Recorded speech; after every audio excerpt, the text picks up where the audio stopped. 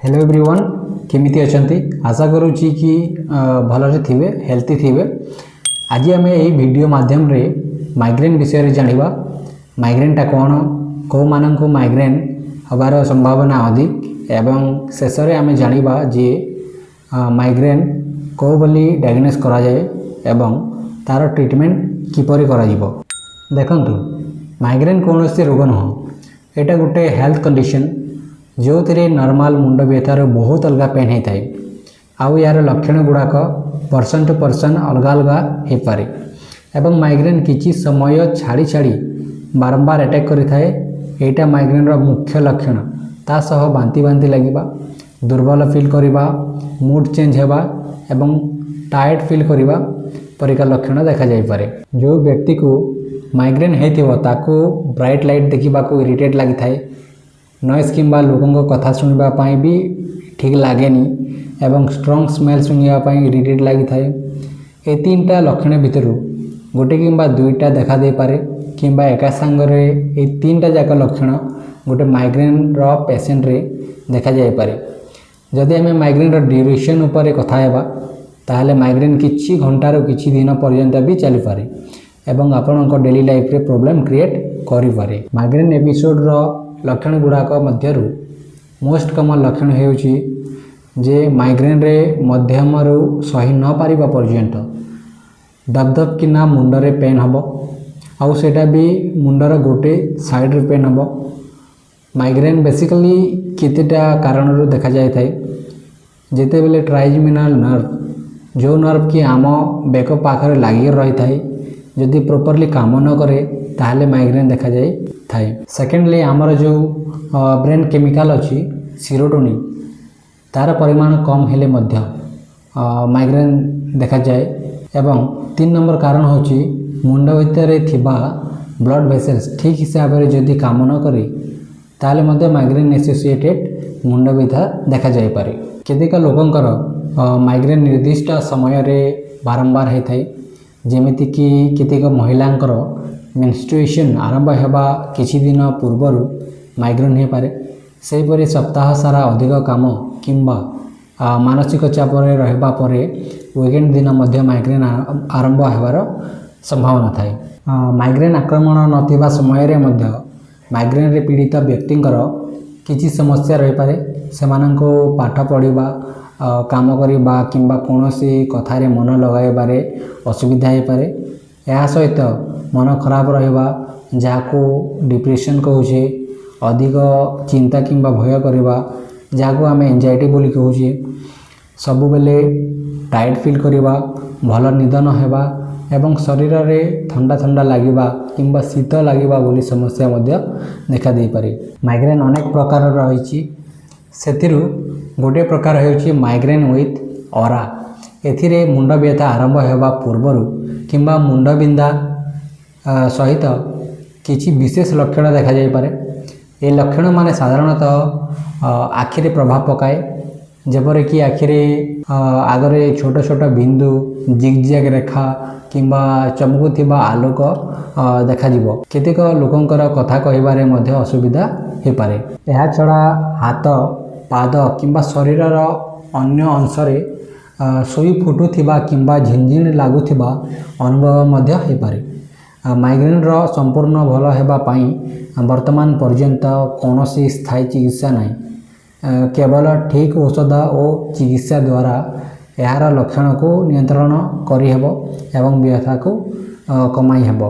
केतेटा एमिति कारण अछि जोटा कि माइग्रेन अटैक को आरंभ कराई पारे किंबा काहारी माइग्रेन हेबार संभावना बढ़ाई पारे। ए कारण गुड़िक प्रत्येक व्यक्ति भिन्न भिन्न हो पारे। जेमिति कि पाग किंबा परिवेश रे हठात परिवर्तन जो हो पारे, जेपरिक अधिक गरम, ठंडा किंबा वर्षा हेबा जो, अत्यधिक किंबा बहुत कम सोइबा जो भी हो पारे। तीव्र किंबा कड़ा स्मेल जेपरिक धुआं, पेट्रोल एगुड़िक जिनिस भी हबार संभावना थाए। मानसिक चाप किंबा अधिक चिंता जो हो पारे। शरीर उपरे अधिक परिश्रम किंबा चाप पड़वा जो हो पारे। बहुत जोर रे किंबा हठात शब्द हेबा जो हो पारे। माइग्रेन छोट पिला ठारू बड़ लोक पर्यंत ଯେକୌଣସି ବୟସର ଲୋକଙ୍କୁ ହୋଇପାରେ। କିନ୍ତୁ ବହୁତ ଛୋଟ ପିଲାମାନେ ନିଜ ଅସୁବିଧା ଯେପରିକି ଆଲୋକ କିମ୍ବା ଶବ୍ଦ ପ୍ରତି ତାଙ୍କ ସମ୍ବେଦନଶୀଳତା କହିପାରନ୍ତି ନାହିଁ, ସେମାନଙ୍କୁ ମାଇଗ୍ରେନ୍ ହେବାର ଚାନ୍ସେସ୍ ଅଧିକ ଥାଏ। ସେକେଣ୍ଡ, ମହିଳାମାନଙ୍କର ମେନଷ୍ଟ୍ରୁଏସନ୍ ସମୟରେ କିମ୍ବା ଗର୍ଭାବସ୍ଥାରେ ଶରୀରର ହରମୋନ୍ରେ ହେଉଥିବା ପରିବର୍ତ୍ତନ ମାଇଗ୍ରେନ୍ର ଏକ ଗୁରୁତ୍ୱପୂର୍ଣ୍ଣ ଟ୍ରିଗର୍ ହୋଇପାରେ। ଏହି କାରଣରୁ ପୁରୁଷମାନଙ୍କ ତୁଳନାରେ ମହିଳାମାନଙ୍କରେ ମାଇଗ୍ରେନ୍ ଅଧିକ ଦେଖାଯାଏ। ମେନୋପଜ୍ ପରେ ଅଧିକାଂଶ ମହିଳାମାନଙ୍କରେ ମାଇଗ୍ରେନ୍ ଆକ୍ରମଣ କମିଯାଏ କିମ୍ବା ଭଲ ହୋଇଯାଏ, କିନ୍ତୁ ଅପରେସନ୍ କରି କାଢ଼ିଦେଲେ, ସର୍ଜିକାଲ ମେନୋପଜ୍ କଲେ ମାଇଗ୍ରେନ୍ ଆକ୍ରମଣ ଆହୁରି ବଢ଼ିପାରେ। ବର୍ଥ କଣ୍ଟ୍ରୋଲ ମେଡ଼ିକେସନ୍ କିମ୍ବା ଗର୍ଭନିରୋଧକ ଉପାୟ, ଯାହାକୁ ଆମେ କଣ୍ଟ୍ରାସେପ୍ସନ୍ କହୁଛେ, ସେଟା ବ୍ୟବହାର କଲେ ମଧ୍ୟ ମାଇଗ୍ରେନ୍ ହେବାର ସମ୍ଭାବନା ରହିଥାଏ। ମାଇଗ୍ରେନ୍ର ଅନୁସନ୍ଧାନ କରିବା ପାଇଁ ଡକ୍ଟର ପ୍ରଥମେ ପେସେଣ୍ଟର ହେଲ୍ଥ ହିଷ୍ଟ୍ରି ବିଷୟରେ ପଚାରି ପାରନ୍ତି ଏବଂ ଫିଜିକାଲ କିମ୍ବା ନର୍ଭ ଗୁଡ଼ିକର ପରୀକ୍ଷା କରିପାରନ୍ତି।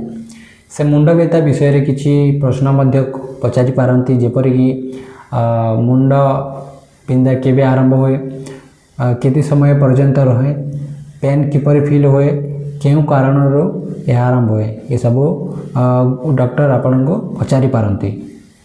ବାନ୍ତି ବାନ୍ତି ଲାଗିବା, ଦୃଷ୍ଟିରେ ପରିବର୍ତ୍ତନ ଭଳି ଅନ୍ୟ କୌଣସି ଲକ୍ଷଣ ବିଷୟରେ ବି ସେ ପଚାରି ପାରନ୍ତି। ମାଇଗ୍ରେନ୍ ଚିହ୍ନଟ କରିବା ପାଇଁ ସାଧାରଣତଃ MRI କିମ୍ବା CT ସ୍କାନ୍ କରାଯାଏ ନାହିଁ, କିନ୍ତୁ ଯଦି ଡାକ୍ତରଙ୍କୁ ସନ୍ଦେହ ହୁଏ ଯେ ମୁଣ୍ଡ ବ୍ୟଥା କିମ୍ବା ମାଇଗ୍ରେନ୍ ଭଳି ଲକ୍ଷଣ ଅନ୍ୟ କୌଣସି ରୋଗ ଯୋଗୁଁ ହୋଇପାରେ, ତେବେ ସେ MRI କିମ୍ବା CT ସ୍କାନ୍ କରିବାକୁ ପରାମର୍ଶ ଦେଇପାରନ୍ତି। ମାଇଗ୍ରେନ୍ର ଚିକିତ୍ସାର ମୁଖ୍ୟ ଉଦ୍ଦେଶ୍ୟ ହେଉଛି ମୁଣ୍ଡବିନ୍ଧା ସହିତ ଅନ୍ୟାନ୍ୟ ଲକ୍ଷଣକୁ କମାଇବା ଏବଂ ପୁଣି ମାଇଗ୍ରେନ୍ ଆକ୍ରମଣ ହେବାକୁ ରୋକିବା। ମାଇଗ୍ରେନ୍ ସମୟରେ ଲକ୍ଷଣ କମାଇବା ପାଇଁ କିଛି ସହଜ ପଦକ୍ଷେପ ଗୁଡ଼ିକ ନିଆଯାଇପାରେ, ଯେମିତିକି ଶାନ୍ତ ଅନ୍ଧାର ଘରେ ବିଶ୍ରାମ କରନ୍ତୁ କିମ୍ବା କିଛି ସମୟ ଶୁଅନ୍ତୁ। କପାଳ ଉପରେ ଥଣ୍ଡା କପଡ଼ା କିମ୍ବା ବରଫ ପ୍ୟାକ୍ ରଖନ୍ତୁ କିମ୍ବା ଘଷି ପାରିବେ। ପର୍ଯ୍ୟାପ୍ତ ପରିମାଣରେ ପାଣି ଏବଂ ଅନ୍ୟ ତରଳ ପଦାର୍ଥ ମଧ୍ୟ ପିଇପାରିବେ। ବିଶେଷ କରି ଯଦି ମାଇଗ୍ରେନ୍ ସହ ବାନ୍ତି ହେଉଛି, ତେବେ ଶରୀରରେ ପାଣି ଅଭାବ ନ ହେବା ପାଇଁ ଅଧିକ ପାଣି କିମ୍ବା ପାଣି ସହିତ ORS ମିଶିକି ପିଅନ୍ତୁ। ମାଇଗ୍ରେନ୍ ଆରମ୍ଭ ହେବାର ପ୍ରଥମ ପର୍ଯ୍ୟାୟରେ ଅଳ୍ପ ପରିମାଣର କ୍ୟାଫିନ୍, ଯେପରିକି କଫି କିମ୍ବା ଚା, କେତେକ ଲୋକଙ୍କର ଲକ୍ଷଣ କମାଇବାରେ ସାହାଯ୍ୟ କରିପାରେ। ମାଇଗ୍ରେନ୍ ପାଇଁ ଦୁଇ ପ୍ରକାରର ମେଡ଼ିକେସନ୍ ରହିଛି। ତୁରନ୍ତ ଆରାମ ଦେବା ପାଇଁ ମେଡ଼ିକେସନ୍, ଯେଉଁଟାକି ସର୍ଟ ଟର୍ମ ପାଇଁ ଆରାମ ଦିଏ। ମାଇଗ୍ରେନ୍ର ଗୋଟିଏ ଆକ୍ରମଣ ସମୟରେ ଲକ୍ଷଣ କମାଇବା ପାଇଁ ଏହି ମେଡ଼ିକେସନ୍ ବ୍ୟବହାର କରାଯାଏ। ସେକେଣ୍ଡ ହେଉଛି ପ୍ରିଭେଣ୍ଟିଭ୍ ମେଡ଼ିକେସନ୍ କିମ୍ବା ଲଙ୍ଗ ଟର୍ମ ମେଡ଼ିକେସନ୍। ମାଇଗ୍ରେନ୍ ବାରମ୍ବାର ନ ହେବା କିମ୍ବା ଏହାର ତୀବ୍ରତା କମାଇବା ପାଇଁ ଏହି ମେଡ଼ିସିନ୍ ନିୟମିତ ଦିଆଯାଏ। ଶୀଘ୍ର ଆରାମ ଦେବା ମେଡ଼ିସିନ୍ ଲକ୍ଷଣ ଆରମ୍ଭ ହେବା ମାତ୍ରେ ନେବା ଉଚିତ। ଏହା ପେନ୍ ଓ ଅନ୍ୟାନ୍ୟ ଲକ୍ଷଣ କମାଇ ରୋଗୀକୁ ଆରାମ ଦିଏ ଏବଂ କାମକୁ ଶୀଘ୍ର ଫେରିବାରେ ସାହାଯ୍ୟ କରେ। କେତେକ ଲୋକ ମାଇଗ୍ରେନ୍ ଆକ୍ରମଣ ବାରମ୍ବାର ନ ହେବା ପାଇଁ କିମ୍ବା ହେଲେ ତାର ତୀବ୍ରତା କମ୍ କରିବା ପାଇଁ ପ୍ରତିଦିନ ଦୀର୍ଘ ସମୟ ପର୍ଯ୍ୟନ୍ତ ଔଷଧ ଖାଆନ୍ତି।